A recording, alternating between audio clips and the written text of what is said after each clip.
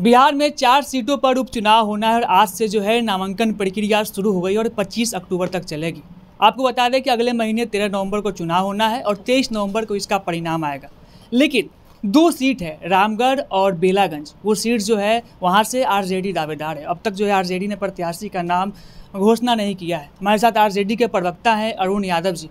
Sir, आखिर क्या बात है कि अब तक जो है प्रत्याशियों के नाम सामने नहीं आ पाए आरजेडी की तरफ से? हो जाएगा, अभी तो आज से नामांकन ही शुरुआत हुआ है ना, बहुत जल्दी आ जाएगा सामने, कोई दिक्कत नहीं है। जन सुराज तो बहुत आगे चल रही है, उन्होंने एक प्रत्याशी का नाम भी। अरे भैया, किसकी बात करते हैं, तो उसकी बात मत करिए ना। अब राष्ट्रीय जनता दल को जन स्वराज जैसी पार्टी से तुलना करिएगा। चौथा फैल प्रधानमंत्री जी के बेबी प्रोडक्ट हैं नरेंद्र मोदी जी, और भारतीय जनता पार्टी के इशारे पर पार्टी का निर्माण किया है तेजस्वी नाम केवलम जपने के लिए, तो सबसे कोई फर्क हम लोगों को पड़ने वाला नहीं है। अच्छा, सुनने में आ रहा है कि रामगढ़ सीट जब से खाली हुआ है, सुधाकर सिंह सांसद बने हैं, तब से उनके भाई शायद चुनाव लड़ सकते हैं। आरजेडी उनको टिकट दे सकती है क्या चुनाव में? देखिए, अब पार्टी तय करेगी, शीर्ष नेतृत्व तय करेगी, है ना। समय पर सारा चीज़ स्पष्ट हो जाएगा, है ना। एक एक कार्यकर्ता चाहता है, जो भी पार्टी में काम करते हैं, चुनाव लड़ने के लिए काम करते हैं। देखिए, पार्टी शीर्ष नेतृत्व तय करेगी कौन कहाँ से उम्मीदवार होंगे, है ना। तो जिस तरीके से राजनीति में देखा जाता है कि परिवारवाद जो है बहुत हावी है। हम तरारी की बात करें, सुनील पांडे का कहा जा रहा है कि उनके बेटा को टिकट मिल सकता है बीजेपी की तरफ से। हिंदुस्तान आवाम मोर्चा इमामगंज सीट खाली हुआ है, तो वहाँ भी कहा जा रहा है कि उनके जो बड़ी बहू है और छोटे लड़के हैं, उनके बीच टिकट को लेकर संशय बना हुआ है। इसको कैसे देखते हैं परिवारवाद? बीजेपी सुनील पांडे के लड़के को, हिंदुस्तान आवाम मोर्चा जो है अपने छोटे बेटे को और बहू को। ये तो वही बताएंगे ना, चूँकि परिवारवाद पर एरी उचका कर सबसे ज़्यादा एनडीए के लोग बोलते हैं। और जबकि आप देखेंगे सबसे ज़्यादा चुनाव जब भी पिछले लोकसभा चुनाव में भी आपने देखा होगा, बिहार में खास करके 14 कैंडिडेट सिर्फ राजनीतिक घराने के परिवार को देने का काम किया। देखा है अशोक चौधरी का बेटी चिराग जी अपने बहनोई को, सीपी ठाकुर जी का लड़का, कई मतलब 14 ओवरऑल, है ना। यहाँ से भी आपने रविशंकर जी को देखा, 14। तो इसलिए भारतीय जनता पार्टी और एनडीए की कथनी करनी में बहुत बड़ा फर्क नज़र आएगा।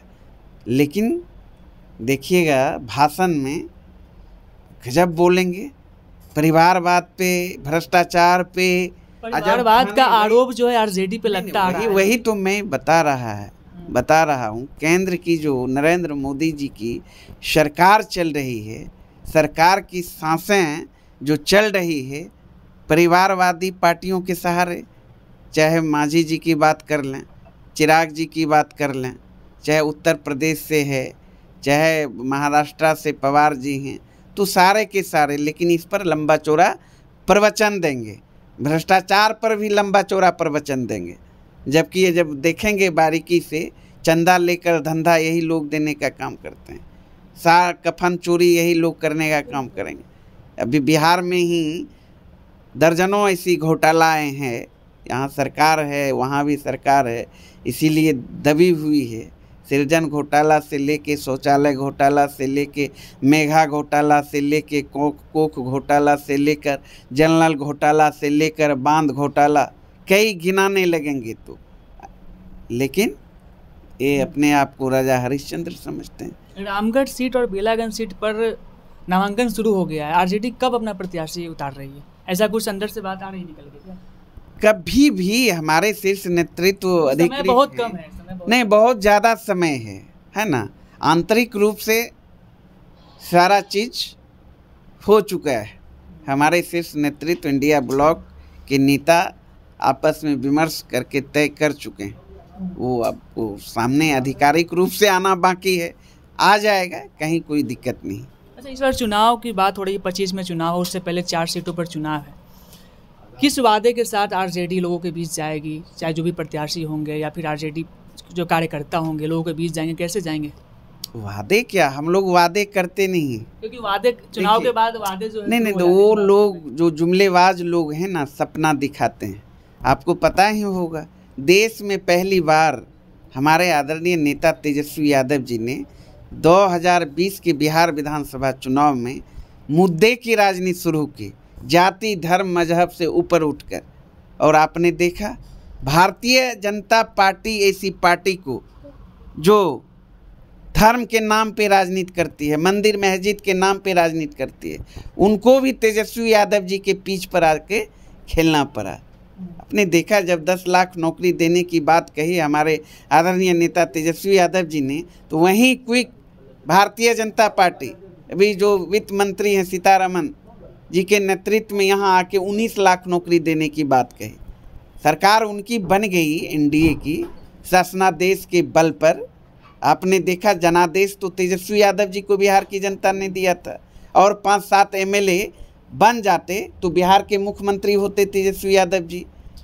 2 दर्जन से अधिक जीते हुए महागठबंधन के उम्मीदवार को शासनादेश के बल पर भारतीय जनता पार्टी नरेंद्र मोदी जी और नीतीश कुमार जी ने हराने का काम किया, जगजाहिर है। खैर छोड़िए, सरकार नहीं हमारी बनी, लेकिन 2020 से लेकर 9 अगस्त 2022 तक एनडीए की सरकार बिहार में रही। जो भी प्रोमिस किया था बिहार की जनता से, एक भी प्रोमिस पूरा नहीं करने का काम किया।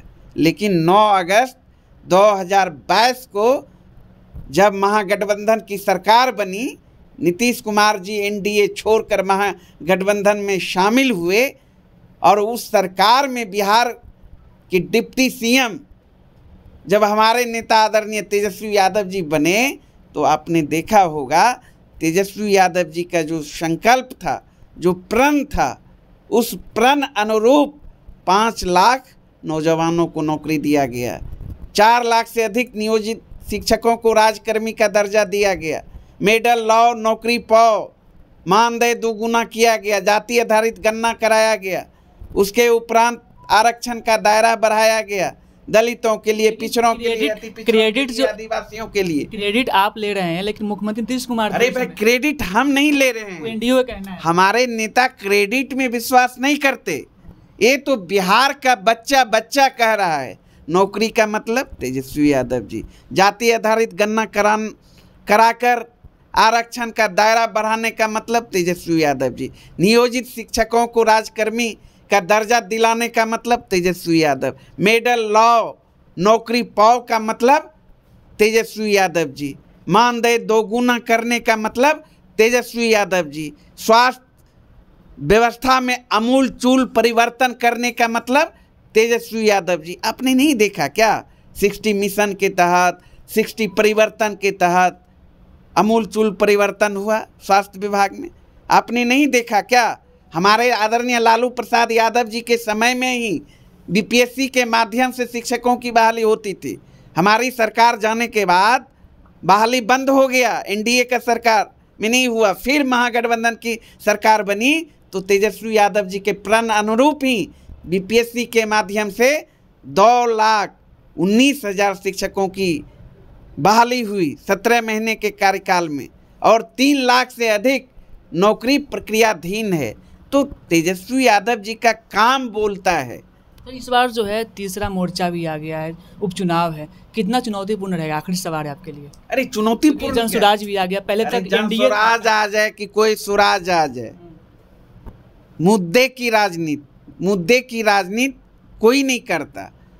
अगर मुद्दे की राजनीति इस देश और प्रदेश में कोई करता है तो उन व्यक्ति का नाम है तेजस्वी यादव जी।